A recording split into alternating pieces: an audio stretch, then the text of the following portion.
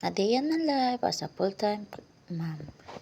Happy 4K follower mga mamshi ko. Thank you po sa pagmamahal niya sa akin.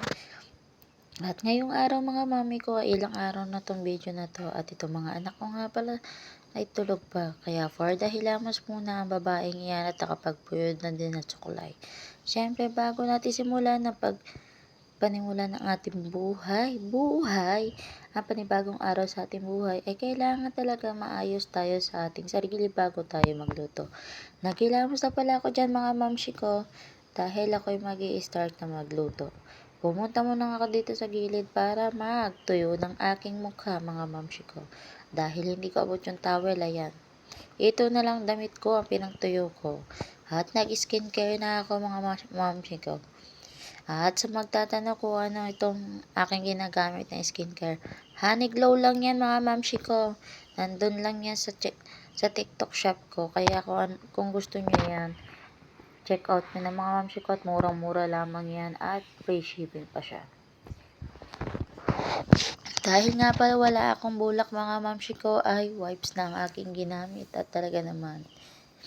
Pwede naman siya talagang gamitin mga mamshi ko kahit wipes. Tapos ko nga pala maglagay ng toner ay ayan, pinaypayan ko muna para matuyo at maglalagay tayo ng sunblock. Siyempre, kailangan protektado tayo mga mamshi ko dahil tayo magluluto sa mainit. Kala mo naman talaga ay maraming lulutuin ay konti lang naman ang lulutuin niya kay namang babae ito. Pero kahit ganun mga mamshi ko ay maraming salamat talaga sa suporta. Talagang napakataba ng puso ko dahil sa mga nagbibigay ng star sa akin. Nakakatuwa. Thank you so much po. Tapos ko nga pala dun mga mamshi ko ay binuhay ko na tong Shilane para mag-start na magluto. Ininit ko na pala dyan yung mantika na nakalagay sa kawali mga mamshi ko. At hinati-hati ko na rin pala tong tokwa dyan mga mamshi ko. At ito nga pala ay naghugas na rin ako dyan ng pinggan para dyan ilagay yung mga tokwa na hahati-hatiin ko mga mamshi ko. At itong kanin nga pala ay nilipat ko muna mga mamshi ko para isigang na.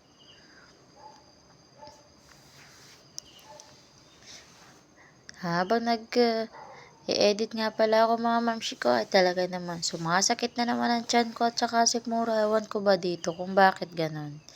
Lagi na lang sa madaling araw ako'y sumasakit ang tiyan at saka sikmura. Gawa siguro itong mga mamshi ko pag kumikilos ako hindi ako nagpapainit ng sikmura kaya ganito ako. Hinango ko nga pala muna dito yung kawali dahil nga pala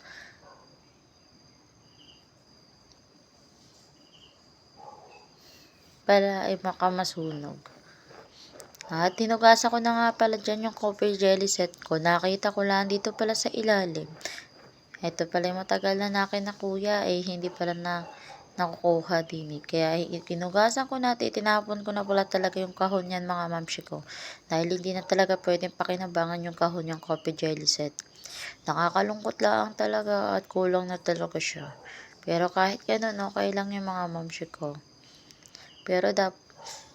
Pero nangihinayang pa rin ako mga mamshi ko dahil regalo sa kasal namin yan. Ilan na lang talaga yung natitira sa regalo namin sa kasal. Dahil ay napapalabas ng aking asawa, ayan. Hindi na tuloy malaman kung asa na. Ayan ang magagawa natin ay wala na. Saka na lang tayo magpundar ulit talaga pag may sariling bahay na. Maraming salamat kuya sa pagpapatuloy din sa iyong butihing bahay. Huwag ka mag-alala at iingatan namin at lilinisan ito palagi. Di man ako oras-oras makapaglinis pero na-make sure ko sa iyo, araw-araw ako naglilinis dito. Pero patuloy ko na pala dyan mga mamshi ko yung paggagayat tong tokwa. Bumili nga lang pala yung asawa ko sa bayan nitong tokwa dahil may nalabi sa kanyang baon. Pinirito ko na siya mga mamshi ko. Yan nga pala nakapasok na nga pala dyan yung mga anak ko. Kaya yan niluto ko ay wala na talaga siya. Hanggang dito na lang mga mamshi ko. See you my next